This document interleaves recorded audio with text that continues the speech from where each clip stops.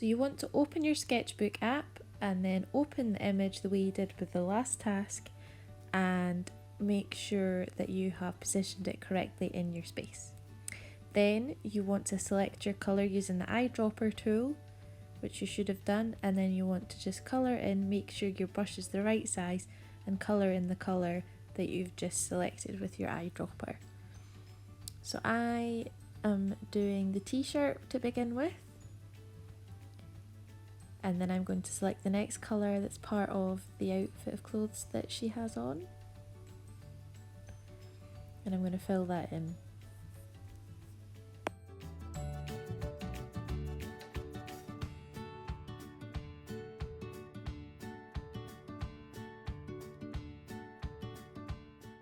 The next step is the hair, so I have selected again from the eyedropper tool the colour of her hair, and I'm just making it one solid colour because we're just making these into block colours. We don't want to have lots of different tones, we just want it to be block.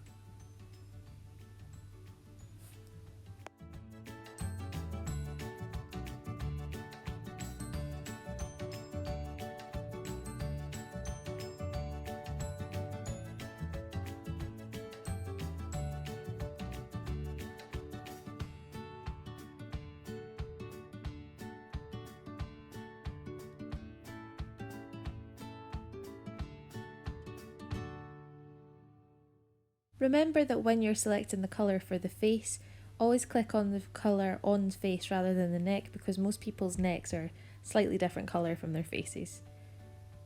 And I'm then just going around the hairline, so don't be afraid to change the brush size as and when you go. So you might have used a larger brush for the hair, but because the face is more detailed you'll want a smaller brush. So I change my brush size as I go, and then I also zoomed in. So there, I've zoomed in to make it easier to go around all of the little details. And again, don't worry too much about tone, we just want block colours.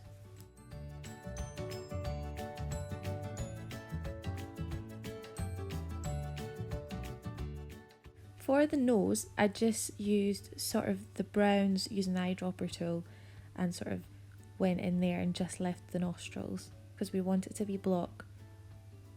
If you were to use tone, then that would make the actual bridge of the nose stand out more, but because we're just looking at the main shapes, that's why I'm just sticking to those obvious ones that we can see. So I've selected the white for the eyeball, and then I'm going to select the blue, and that she's got a sort of lilac-y colour underneath the blue of her eye, so I've popped that in as well. And then I'm just going to add that in a circular motion on one eye, and then I'll do the exact same on the other. Again, we want it quite cartoony, so it doesn't matter if it doesn't look realistic.